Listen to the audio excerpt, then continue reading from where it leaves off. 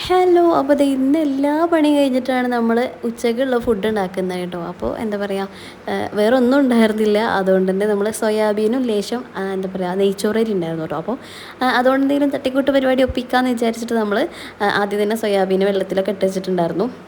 ബാക്കിയെല്ലാം അരിഞ്ഞും സെറ്റാക്കിയിട്ടുണ്ടായിരുന്നു കേട്ടോ. അങ്ങനെ ദേ സോയാബീൻ നമ്മൾ എന്താ പറയുക ഉപ്പും മുളകും ഇതൊക്കെ തേച്ച് അവിടെ എന്താ പറയുക മാഗ്നേറ്റ് ചെയ്ത് വെക്കുകയാണ്. പിന്നെ നമ്മൾ നേരെ എന്താ പറയുക നെയ്ച്ചോറ് വെക്കാൻ നിന്നു. അപ്പോൾ ദമ്മിടാനാണ് വിചാരിച്ചിട്ടുള്ളത് കേട്ടോ. അപ്പോൾ എന്താ പറയുക അങ്ങനെ ഉണ്ടാക്കുകയാണ്.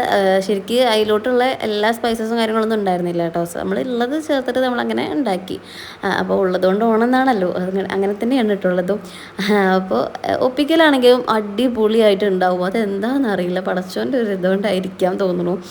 അങ്ങനെ നമ്മൾ അവിടെ എന്താ പറയുക നെയ്ച്ചോറ് തീമിട്ടിട്ട് നമ്മൾ നേരെ പപ്പടം വരിച്ചു. ആ എണ്ണയിൽ തന്നെ നമ്മൾ ലേശം സോയാബീൻ നമ്മൾ ഇതേപോലെ എന്താ പറയുക കളറും കോൺഫ്ലവറൊക്കെ ചേർത്തിട്ട് നമ്മൾ സെറ്റാക്കിയിട്ടുണ്ടായിരുന്നു. അത് പൊരിച്ചെടുത്തു. പിന്നെ നമ്മൾ മസാല ഉണ്ടാക്കാൻ തന്നു കേട്ടോ. അപ്പോൾ നമ്മൾ സാധാ ചിക്കൻ കൊണ്ടുള്ള മസാല ഉണ്ടാക്കുന്ന പോലൊക്കെ തന്നെയാണ്. ചെറിയ ചെറിയ മാറ്റങ്ങൾ വരുത്തിയിട്ട് നമ്മൾ മസാലയൊക്കെ ഉണ്ടാക്കി നമ്മൾ ദമ്മ് പൊട്ടിച്ചു കേട്ടോ. കുളി കഴിഞ്ഞ് വന്നിട്ടാണ് പൊട്ടിച്ചത്. പിന്നെ നമ്മളിതേ ഫുഡ് കഴിക്കാൻ തന്നു കേട്ടോ. അങ്ങനെ നല്ല അടിപൊളി ബിരിയാണി ആയിരുന്നു. ഒരു രക്ഷയില്ലായിരുന്നു, ഒരു രക്ഷ ഉണ്ടായിരുന്നില്ല കേട്ടോ. അപ്പോൾ ഇതൊക്കെ ഉണ്ടെങ്കിൽ കൂട്ടി കഴിച്ചു കേട്ടോ. അപ്പോൾ ഇന്നത്തെ വീഡിയോ ഇത്രയുള്ള, അടുത്ത വീഡിയോ ആയിട്ട് കാണും വരെ ബൈ.